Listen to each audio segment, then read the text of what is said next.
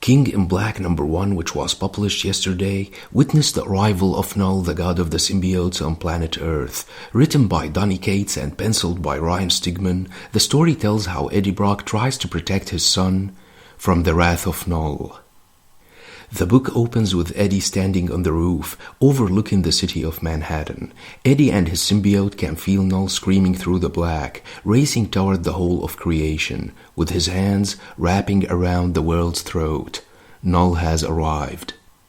He changes to Venom, remarking that the evacuations will start at any second. But it is not Knull who makes Eddie scared. Right now, he is worried about his son Dylan. He is scared of waking him up into this nightmare. The boy has been through so much and deserves better than this. He deserves to be innocent and to be a child. He wish he just could let him sleep, and wish his son never has to face the horrors of this world he has brought him into. He woke him up and was about to start talking about Knull's arrival when Dylan said that he can feel him. Meanwhile, at the Avengers Mountain, the Avengers are watching the screens, monitoring Earth orbit for any sign of Knull's horde. Iron Man remarks that from the information Eddie gave them, Knull and the Horde do not emit heat signatures to track, but they will trip over the landmines Tony prepared for them either way, by turning a leftover armada of Kree and Skrull warships floating in the atmosphere into bombs. Suddenly, thousands of symbiote dragons emerged from the depth of space and soared into the minefield, and that was when Iron Man detonated the ships and destroyed only a few hundred of the dragons. The Avengers and the Fantastic Four arrived shortly after to see as the dragons fell on the city like rain. Meanwhile, Eddie takes Dylan to a bunker which was built to withstand a nuclear holocaust, to keep him in there until they find a way to stop Knull. Dylan, however, urges his father not to leave him in there, but Eddie says that he promised Dylan that he would protect him no matter what. Eddie left Dylan in the bunker, then received a call from Captain America, who told him that it was time for Plan B, which means that Knull and his armies have landed on Earth. First wave is ground. Captain America assembled an evacuation team of street-level heroes, with a focus on electricity-based powers. They know that Knull's weaknesses are lightning, cosmic power, and maybe magic. He asked Iron Man if he received any word from Thor, but Iron Man said that he didn't receive anything. However, their heavy hitter is on the way. Meanwhile, in Washington Square Park, the X-Men have arrived and engaged the symbiotes. Second wave is air, as they need to sever the connection Knull has over his hordes as much as possible. Professor X remarked that Thor's absence might be a problem, and that's why he brought Storm, who told him that she was trying to concentrate on fighting the dragons.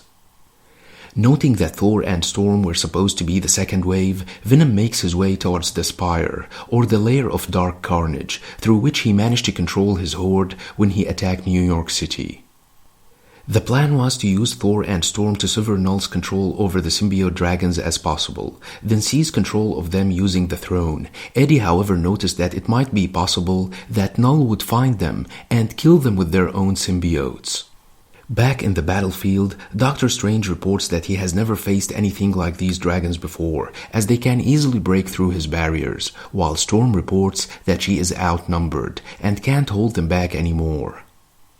Eddie reports that he can hear and see them, and that he is almost through to the hive core. Strange was swallowed by one of the dragons, while Eddie managed to break through the hive, but reacted in horror, as it is not just about Knull or the dragons. It is revealed that Knull managed to defeat and control the Celestials, his first enemies, and recruited them in his war on Earth. Knull then emerged from within the chest of the Celestial, stating that he is going to kill Earth, and demanded to get the human named Brock. He then confronted the heroes, where Captain America said that usually they are the last thing villains like Knull ever see, but today they will watch as their big gun takes on Knull. Captain America then gave his permission to the Sentry to attack.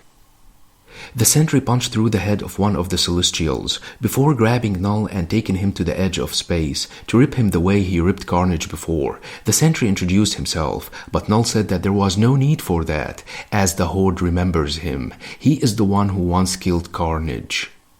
Shockingly enough, Knull easily overpowered the Sentry and ripped him apart, unleashing the dark entity known as the Void, which he quickly devoured, remarking that he is Knull, the god of the symbiote, the Void, and the one to whom darkness bows. Knull then ordered the living abyss covering the ground to engulf the heroes and claim them for his army, with only Spider-Man escaping. He then engulfed the whole planet with the symbiote, stating that there will be no more sun, no more stars, and no more light.